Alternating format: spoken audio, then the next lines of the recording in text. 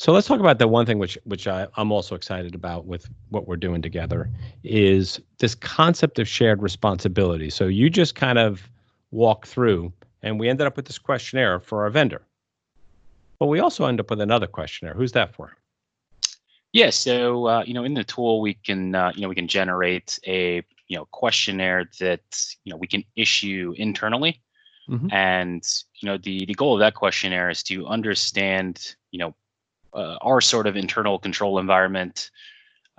And the reason we do that is because of that shared responsibility model. We need to take a look at our internal controls as well as the vendor's controls, and kind of combine those two controls into what I like to call total solution risk. Mm-hmm.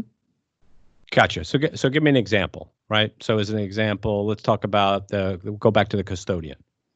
So what would we probably ask about if they've got a custodian? We want to make sure that the internal controls are sufficient for a secure custodial access.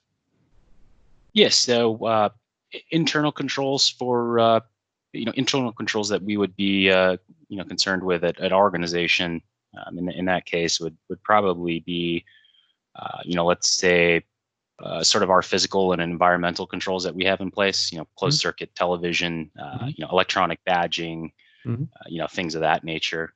Visitor logs, right? Things like that. Yep. Yeah, those are the things that we would be responsible for. Obviously, the vendor is responsible for background checks, like we talked about earlier.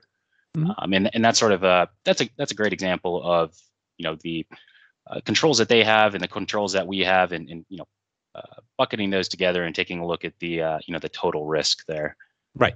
Exactly. So and then if we looked at like a SaaS as an example, if we put our data all on Salesforce, and that's great, right? Because we get a SOC 2, we get an ISO 27001 certificate from Salesforce, but does that mean we're secure? No, not at all. I could go by Salesforce, and Salesforce is a very popular, very secure solution. But let's say I don't have multi-factor authentication, and I set my password to password. That's we take a look at the control, the lack of controls that I put in place combined with Salesforce's controls, and no matter what Salesforce does, it's kind of my fault here in setting my password to password. Right, exactly, because we, despite the fact we're using Salesforce, are responsible for user management.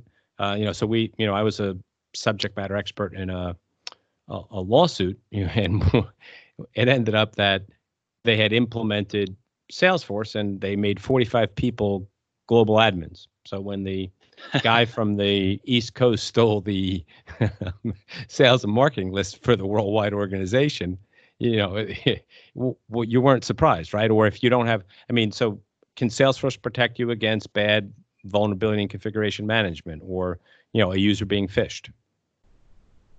No, right?